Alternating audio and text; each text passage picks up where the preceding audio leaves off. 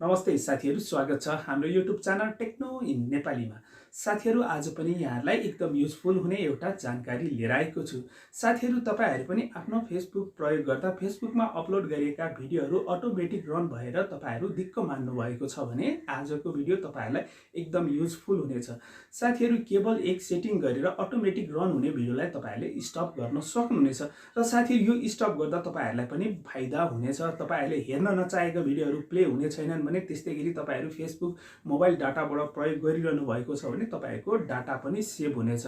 Automatic run हुँदा तपाईहरुको मोबाइलको डाटा बढी खपत हुनेछ र अफ गर्दा तपाईहरुको मोबाइल डाटा सेभिङ हुनेछ र त्यस्तै गरी तपाईहरुले प्रयोग गरिरहनु भएको मोबाइल घरमा रहेको बालबच्चाले प्रयोग गर्नुहुन्छ भने फेसबुकमा अपलोड गरिएका त्यस्ता नचाहिने कन्टेन्टहरुको भिडियोहरु अटोमेटिक रन हुने छैनन् र त्यस्तै गरी तपाईहरु चाहनुहुन्छ त्यो अपलोड गरेको भिडियो हेर्नको लागि भने तपाईहरुले प्ले बटनमा प्ले गरेर हेर्न पनि सक्नुहुनेछ।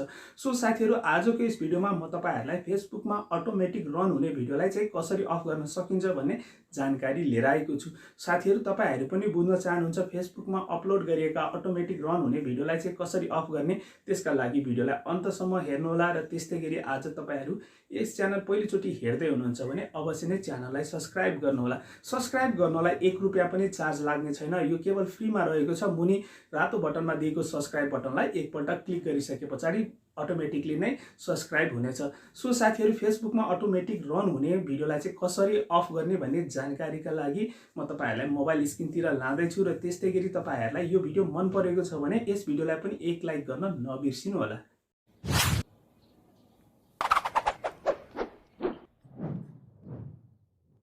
ओके साथीहरु, यतिखेर हामी मोबाइल स्क्रिनमा आएका छौं र साथीहरु फेसबुकमा अटो प्ले हुने भिडियोलाई तपाईहरुले पनि सजिलैसँग स्टप गर्न सक्नुहुनेछ। त्यसका लागि चाहिँ सबभन्दा पहिला तपाईहरुले आफ्नो मोबाइलमा रहेको फेसबुक एपलाई ओपन गर्नुहोला र ओपन गरिसकेपछि फेसबुकको टप राइट साइडमा रहेको 3 लाइनमा एकपल्ट यसरी क्लिक गर्नुहोला र क्लिक गरिसकेपछि मुनि तपाईहरुले यहाँ देख्न सक्नुहुनेछ सेटिङ एन्ड प्राइभेसी रहेको छ। सेटिङ एन्ड प्राइभेसीमा एकपल्ट यसरी क्लिक गर्नुहोला र क्लिक गरिसकेपछि यस भित्र रहेको सेटिङमा एकपल्ट यसरी क्लिक गर्नुहोला र क्लिक गरिसकेपछि नयाँ पेज ओपन हुनेछ र नयाँ पेज ओपन भइसकेपछि साथीहरु थोरै स्क्रोल गर्नुहोला र साथीहरु थोरै स्क्रोल गरिसकेपछि यहाँ मिडियाको अप्सन तपाईहरुले देख्न सक्नुहुनेछ। मिडियामा एकपल्ट यसरी क्लिक गर्नुहोला र क्लिक गरिसकेपछि यहाँ तपाईहरुले अटो प्ले भन्ने अप्सन देख्न सक्नुहुनेछ, जसमा चाहिँ अहिले on mobile data and wifi रहेको छ र तपाईहरु फेसबुकमा अटो प्ले गर्न चाहनुहुन्न, अटो प्ले भिडियोलाई चाहिँ स्टप गर्न चाहनुहुन्छ भने थर्ड नम्बरमा रहेको नेभर अटो प्ले भिडियो भन्ने अप्सन देख्न सक्नुहुनेछ भने त्यस्तै गरी साइडमा चेक मार्क्स रहेको छ,